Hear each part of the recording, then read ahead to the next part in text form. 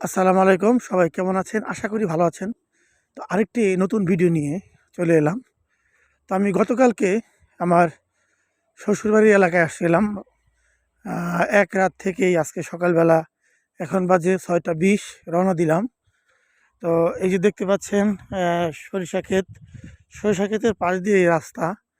তো আমরা যারা শহরে বসবাস করি, আমাদের এলাকাটাও যে পুরো শহর তা না। মোটামুটি বলা চলে যে অনেক বাড়িঘর, মিল ফ্যাক্টরি, গার্মেন্টস। তো তারপরেও শহর এলাকা। আর এই যে গ্রামের আমরা যারা শহরে থাকি তারা কিন্তু বুঝি না যে এত শীত পড়ছে। তো গ্রামে আসছি গতকালকে, প্রচুর শীত, এত শীত, কুয়াশা খুব বেশি না আজকে, কিন্তু শীত, এত শীত, ঠান্ডা। বাইরে যে রাতের বেলা আমি বাইরে বেরোতে পারিনি, এত শীত। আর আরেকটা বিষয় দেখেন, আমি জানেন প্রতিদিন হাঁটাহাঁটি করি, যারা নিয়মিত ভিডিও দেখেন। তো সকালবেলা রাস্তায় আমাদের এলাকায় প্রচুর লোকজন, মানে বলার মতো না, প্রচুর লোকজন ডায়াবেটিসের রুগী, ডায়াবেটিসের জন্য হাঁটাহাঁটি করে। কিন্তু এই জায়গায় যে সকাল 6:30 বেজে গেছে, একটা লোকও কিন্তু নাই। তার মানে কি এই গ্রামের লোকজনের কি ডায়াবেটিস হয় না, রোগ ব্যাধি নাই, নাকি তারা অসচেতন? এই সকালবেলা কি এক্সারসাইজ করে না, হাঁটাহাঁটি করে না?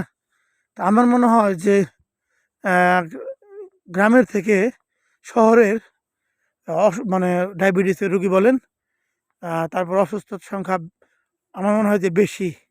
প্রচুর লোক সকালবেলা হাঁটে, মহিলা, পুরুষ, অল্প বয়সের ছেলেরা হাঁটাহাঁটি করে। কিন্তু এই যে এখানে কিন্তু এই রাস্তা দেখেন, সামনে ফাঁকা, একটা লোকও নেই। আমি ছাড়া কেউই কিন্তু সকালবেলা নেই রাস্তায়। তো এই হচ্ছে বিষয়।